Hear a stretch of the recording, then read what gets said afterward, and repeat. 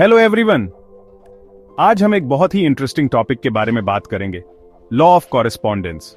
आपने इसे जैसा ऊपर वैसा नीचे भी सुना होगा। इसका मतलब है कि जो माइक्रो लेवल पे होता है वो मैक्रो लेवल पे भी दिखता है। तो चलिए इसे साइंस के नजरिए से समझते हैं। सबसे पहले फिजिक्स। कभी फ्रैक्टल ज्योमेट्री के बारे में सुना है? फ्रैक्टल्स मैथमेटिकल स्ट्रक्चर्स होते हैं जो हर स्केल पे सेम दिखते हैं। सोचो गैलेक्सीज के बारे में, पेड़ की ब्रांचेस के बारे में, या फिर हमारे लंग्स के स्ट्रक्चर के बारे में। सब में सेल्फ सिमिलैरिटी है। इंटरेस्टिंग है ना? और रिसर्च से पता चला है कि यूनिवर्स में गैलेक्सीज का डिस्ट्रीब्यूशन हमारे ब्रेन के न्यूरल नेटवर्क्स जैसा ही है। मानो हमारा ब्रेन भी यूनिवर्स के ब्लूप्रिंट से बना हो। और ग्रेविटी को भी मत भूलो। जैसे ग्रेविटी कॉस्मोस में सब चीजों को कनेक्ट करती है, वैसे ही हमारे इमोशंस और एनर्जी फ्लोज हमारी कॉन्शियसनेस के अलग अलग एस्पेक्ट्स को कनेक्ट करते हैं। अब केमिस्ट्री। क्या आपको पता है कि स्टार्स जिन एलिमेंट्स से बने हैं वही एलिमेंट्स हमारे बॉडी में भी होते हैं? Hydrogen, oxygen, carbon, nitrogen, iron, सब कुछ।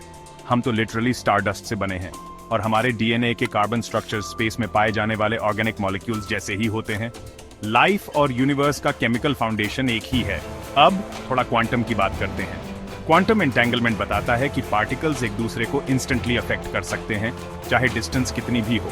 सोचो, कॉस्मिक कॉन्शियसनेस और ह्यूमन कॉन्शियसनेस के बीच ऐसा कनेक्शन। और ऑब्जर्वर इफेक्ट ये कहता है कि सिर्फ ऑब्जर्व करने से भी रियलिटी बदल सकती है।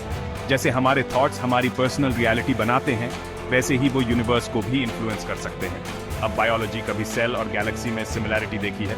दोनों में सेंट्रल न्यूक्लियस या कोर होता है और डीएनए का डबल हेलिक्स स्ट्रक्चर ये गैलेक्सीज के स्पाइरल स्ट्रक्चर्स जैसा दिखता है। लाइफ और यूनिवर्स का पैटर्न बिल्कुल सेम है। साइकोलॉजी के हिसाब से हमारे सबकॉन्शियस थॉट्स हमारी फिजिकल रियलिटी को इन्फ्लुएंस कर सकते हैं। ऐसा लगता है कि हमारा माइंड डायरेक्टली यूनिवर्स से कनेक्टेड है। और प्लेसीबो इफेक्ट ये बिलीफ की पावर दिखाता है। अगर हम बिलीव करते हैं कि कुछ होगा तो अक्सर वो हो जाता है। हमारे थॉट्स और बिलीफ्स यूनिवर्स में रियल चेंजेस ला सकते हैं। लास्ट में कुछ और साइंटिफिक पर्सपेक्टिव्स देखते हैं। फिबोनाची सीक्वेंस और गोल्डन रेशियो हर जगह दिखते हैं। गैलेक्सीज में, सीशेल्स में, सनफ्लावर्स में, यहाँ तक कि ह्यूमन एनाटॉमी में भी ये एक यूनिवर्सल पैटर्न है। और प्लैनेट्स और स्टार्स की मूवमेंट्स ये सिर्फ अर्थ के क्लाइमेट और टाइड्स को ही अफेक्ट नहीं करते, बल्कि ह्यूमन बिहेवियर और इमोशंस को भी इन्फ्लुएंस करते हैं। तो सीख क्या मिली?